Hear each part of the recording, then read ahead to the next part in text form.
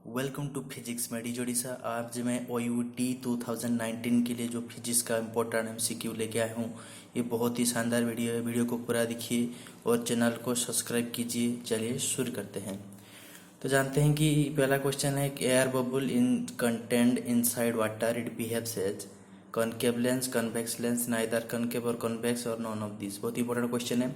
तो एक air bubble है जो कि वाटर के इनसाइड वाटर में है, तो ये क्या बिहेव करेगा। तो जानते हैं कि आप वाटर एक डेंसर मीडियम है, उसका रिफ्रैक्टिव इंडेक्स वाटर का 1.3 रहता है, ग्लास का 1.5 और वाटर का 1 रहता है। तो एक डेंसर मीडियम से रेयर मीडियम तक अगर लाइट जाएगा, रिफ्रैक्टेड लाइट जो नॉर्मल के थ्रू ज़्यादा डिवाइड करके चला जाएगा, उसके बाद ये अगर रेयर से डेंसर मीडियम फिर वाटर में जाएगा तो नॉर्मल के साइड में चला आएगा पास में। तो ये होता है। तो ये डाइवर्जिंग टाइप ऑफ मिरर देता है, इसलिए कॉनकेव लेंस रहता है। डाइवर्जिंग लेंस जो होता है उसके थ्रू ये काम करता है। तो एक एयर बबल अगर वाटर के इनसाइड है तो ये कॉनकेव लेंस होगा, क्योंकि ये डाइवर्जिंग लेंस के थ्रू काम करता है। कॉन्वेक्स लेंस होता है कन्वर्जिंग टाइप ऑफ लेंस। एक कन्वर्जिंग टाइप ऑफ लेंस होता है, याद रखिए। Converging type of lens convex होता है और ये डाइवर्जिंग टाइप ऑफ लेंस होता है। ठीक है, ये डाइवर्जिंग टाइप ऑफ लेंस होता है, याद रखिए। और ये ऑप्शन ए उसका सही आंसर होना चाहिए, कॉनकेव लेंस। चलिए दूसरा क्वेश्चन देखते हैं। पहला क्वेश्चन नोट कीजिए। अभी देखिए दूसरा question, the colour of a thin film is due to. Thin film जो होता है उसका कलर किसके कारण होता है। तो पहला ऑप्शन था स्कैटरिंग, डिस्पर्सन, डाइफ्रैक्शन, इंटरफेरेंस। तो उसका ऑप्शन होना चाहिए, आप बताइए मुझे कमेंट बॉक्स में, इंटरफेरेंस। उसका इंटरफेरेंस होना चाहिए, क्योंकि इंटरफेरेंस टू और मोर वेब्स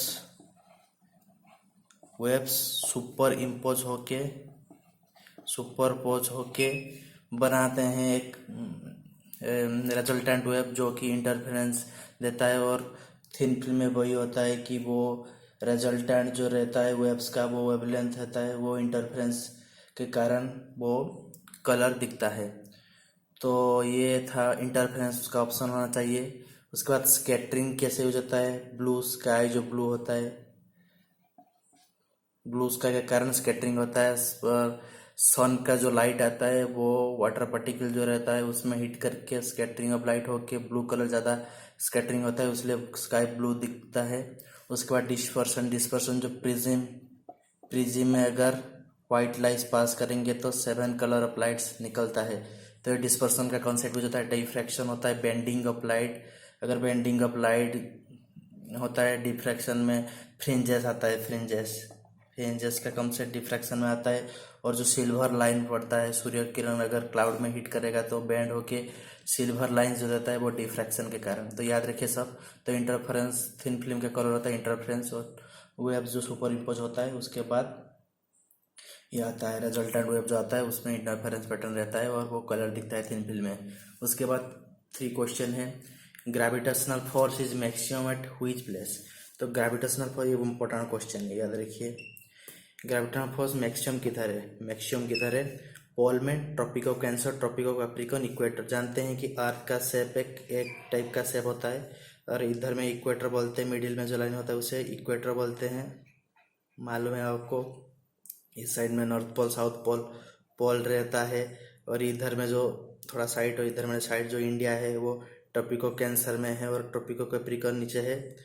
तो सबसे ज़्यादा ग्रेविटेशनल फोर्स किधर मैक्सिमम होगा, तो ये पोल से इधर में डिस्टेंस आर, और इधर में जो इक्वेटर का डिस्टेंस ज़्यादा है पोल के कारण, तो पोल में ही ज़्यादा मैक्सिमम रहता है ग्रेविटेशनल फोर्स। क्योंकि डब्लू वेट जानते हैं, वेट होता है mg जानते हैं, और g को जानते हैं हम कैपिटल G लंबाई r, और r अगर कम होगा तो डब्लू वेट ग्रेविटेशनल फोर्स ज़्यादा होगा।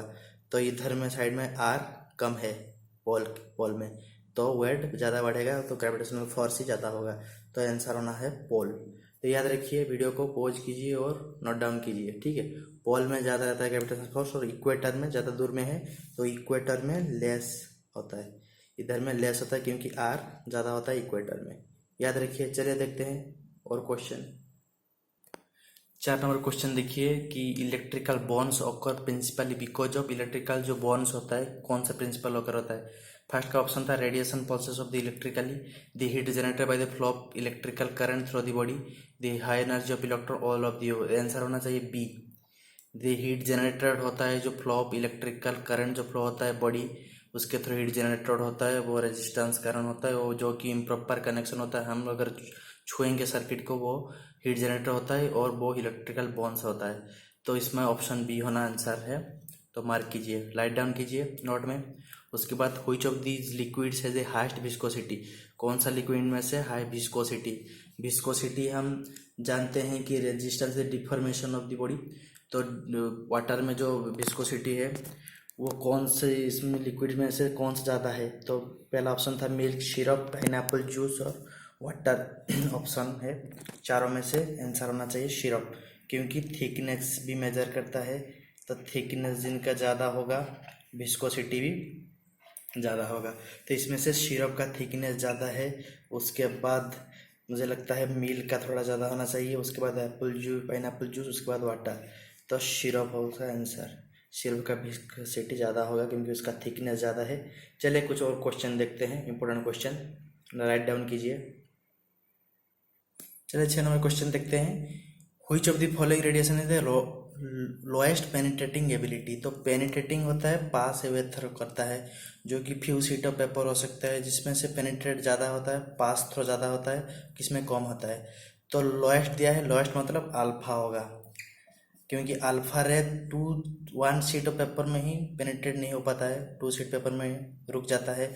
उसके बाद बीटा थोड़ा ज़्यादा रहता है, गामा सबसे ज़्यादा रहता है, तो alpha less than equal to beta less than equal to gamma, alpha ray beta ray gamma ray, तो अल्फा का लोएस्ट रहता है और गामा का हाईएस्ट रहता है। सबसे पेनिट्रेटिंग पावर जो पास एंटर इनटू समथिंग पास ही होता है, पेनिट्रेट करता है, वो उसका ज़्यादा गामा का रहता है, और लोएस्ट दिया है तो लोएस्ट होगा अल्फा है, ऑप्शन ए होगा आंसर।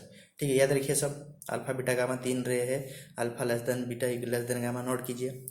उसके बाद 7 number question, rate of doing work, तो कितने वर्क कितने टाइम में हो रहा है उसे बोलते हैं power, P equal W by T उसे बोलते हैं पावर, जो उसका वाट है उसका यूनिट, एनर्जी तो नहीं हो सकता है, current I equal to Q by T होता है, चार्ज पर टाइम होता है, करंट एम्पेयर में मेजर करते हैं, जानते हैं सब, एनर्जी में जूल, तो कैपेसिटी कितना है, तो ये सब, तो उसका आंसर पी सी होना चाहिए पावर। ठीक है, पावर है, rate of doing work is called power.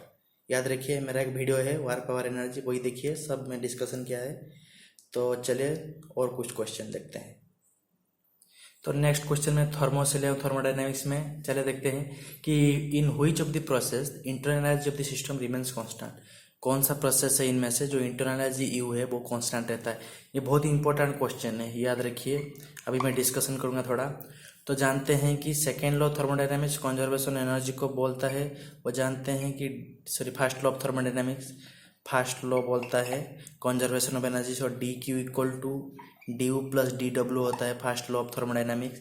D Q change in heat energy, change in internal और चेंज इन वर्क डन, और डी क्यू को टी डी एस बोलते हैं, T is temperature, D S is change in entropy, D Q को C B D T बोलते हैं, C B होता है क्या जानते हैं, specific constant volume, D T change in temperature, D W को पी डी भी लिख सकते हैं, P is pressure, change in volume. तो ये फर्स्ट लॉ ऑफ थर्मोडायनेमिक्स में आया है।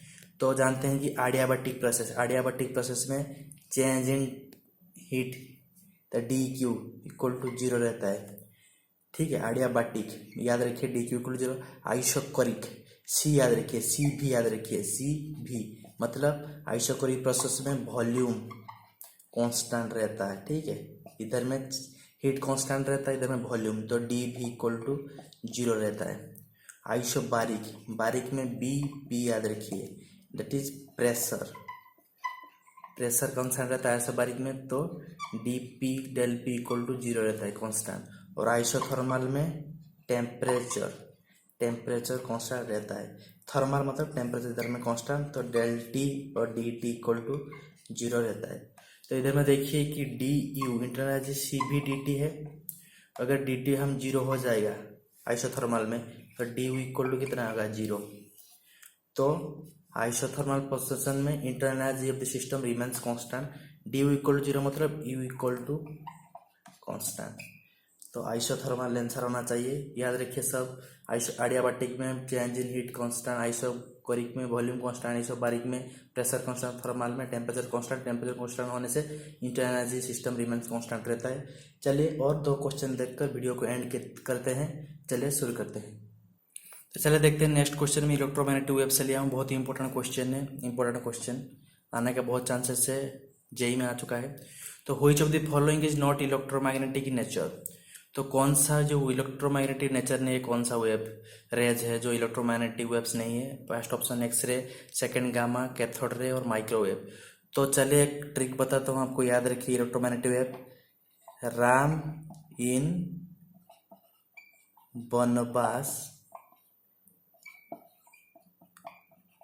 उर्मिला एक्स गई। तो ये कोड को याद रखिए, राम इन बनवास उर्मिला एक्स गई। तो Ram, R for radio waves, M for microwaves, in बनवास I for infrared, V for visible, ठीक है। U for ultraviolet, X for X-rays, G for gamma. तो राम इन बनवास उर्मिला एक्स गई, ये कोड है। एक्स फॉर रेडियो वेव्स, उसके बाद माइक्रो, उसके बाद इंफ्रारेड, वी से विजिबल, यू से ultraviolet, X for X-rays, G for gamma ray. तो इस साइड में इलेक्ट्रोमैग्नेटिक वेव स्टार्ट होता है और हाईएस्ट फ्रीक्वेंसी रेंज तक जाता है। ये सबसे लोएस्ट फ्रीक्वेंसी है रेडियो, ये हाईएस्ट फ्रीक्वेंसी है। सबसे बड़ा वेवलेंथ इसका है और लोएस्ट वेवलेंथ जी का है। तो फ्रीक्वेंसी इंक्रीज होता है, वेवलेंथ इधर में फ्रीक्वेंसी धीरे धीरे इंक्रीज होते हैं और वेवलेंथ धीरे धीरे इधर में कम से बड़ा होता जाता है, ठीक है। तो ये याद रखिए। तो कौन सा रे इधर में से नहीं है, तो कैथोड रे नहीं है। तो cathode ray is the right answer, not electromagnetic in nature. Cathode ray याद रखिए, बहुत ही इंपॉर्टेंट है। और सब रे इधर में है, एक्सरे, गामा रे, माइक्रोवेव सब है, लेकिन कैथोड रे नहीं है। तो ऑप्शन है सी। तब light is an electromagnetic wave in its speed in vacuum is given by the expression. तो लाइट ही जानते हैं इलेक्ट्रोमैग्नेटिक वेव है, उसका स्पीड लाइट के स्पीड के पास है। तो सी इधर में है 1/μ0 एप्सिलॉन नॉट। μ0 है परमेबिलिटी ऑफ फ्री स्पेस, ये होता है परमिटिविटी। इलेक्ट्रिसिटी मैग्नेटिज्म पढ़ चुके हैं। और ये मैक्सवेल इक्वेशन में आया है कि C = 1/ε0, 1/μ0 और ε0 का रूट ओवर। तो ऑप्शन डी होना चाहिए उसका आंसर, स्पीड। तो ये था मेरा 10 क्वेश्चन। OUT के लिए बहुत ही इंपॉर्टेंट है। वीडियो को पूरा देखिए और लाइक कीजिए, शेयर कीजिए, चैनल को सब्सक्राइब कीजिए। Thank you very much.